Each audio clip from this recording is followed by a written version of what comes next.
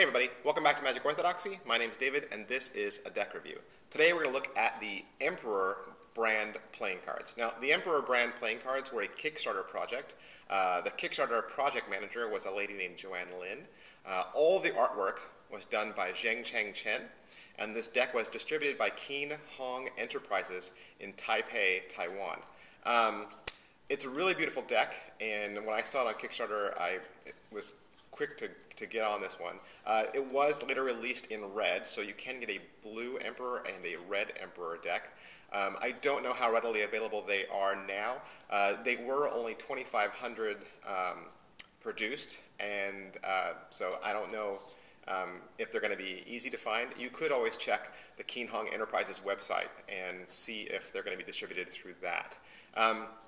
The tuck box says that they are air cushion finish and that they're made in the United States of America, and it's just a beautiful depiction of the Ace of Spades on the front and then the back plate on the back. It's a gorgeous tuck box, and it's a really beautiful deck. The back design is two of these Chinese lions kind of locking hands, and it's surrounded by just a bunch of really ornate lattice work. It's a really gorgeous deck. And then if you get the red deck, of course, it's going to look very similar, but just in a red shade.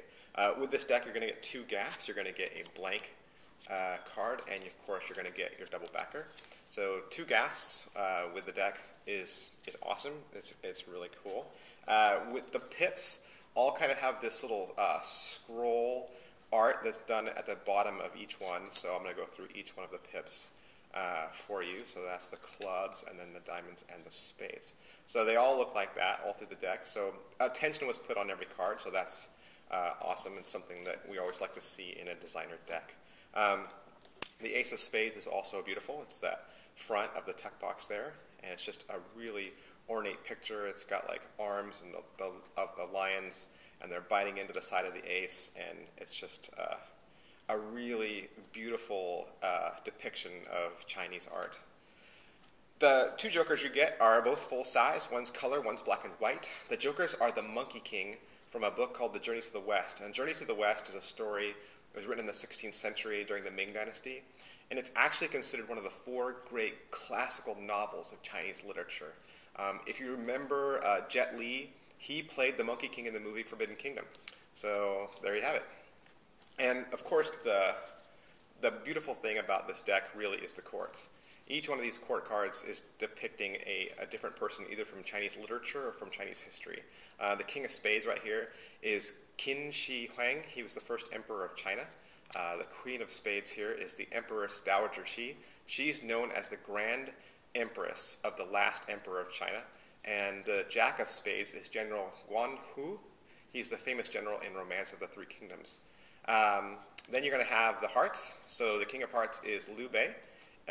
He was in the book Romance of the Three Kingdoms, and which is, like I said, a Chinese historical novel. The Queen of Hearts is Zixi. She is one of the four beauties in ancient China. Now, the four great beauties, they lived in four different dynasties. Each one was hundreds of years apart. Now, she lived in the 7th century.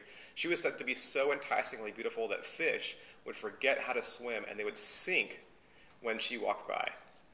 The Jack of Hearts is Bao Zhang. He's a famous officer that was fighting against political corruption in the Song Dynasty. The King of Diamonds is Tang Taizong. He's an emperor from the Tang Dynasty. The Queen of Diamonds is Wang Zahuan. She is one of the four beauties also of ancient China. She lived in the 1st century, and she was said to be so beautiful that her appearance would entice birds to fall from the sky. The Jack of Diamonds is Wen Chengdu. He is the founding general of the Su Dynasty. And then we have the clubs. This is the King of Clubs. This is a guy named Guzhan. He was a famous king during a period in Chinese history called the Spring and Autumn period. This is the Queen of Clubs, Yang Gufei. She is a famous consort. She is also one of the four beauties of China, and she was said to have a face that put all flowers to shame. And she is always depicted in Chinese art as a full-figured woman, and she is considered one of the feminine archetypes of Chinese beauty. She was also a direct opposition to the emperor's wife, who was a very slender lady. And interestingly enough, she was strangled to death by one of the emperor's guards because it was said that her family led to the revolt of the Tang Dynasty. This is the Jack of Clubs, and this is Zhao Dun. He's a famous general in the book Romance of the Three Kingdoms. Like I said, and obviously stated here, gorgeous deck. Definitely, if you have a chance to pick this up, you certainly do.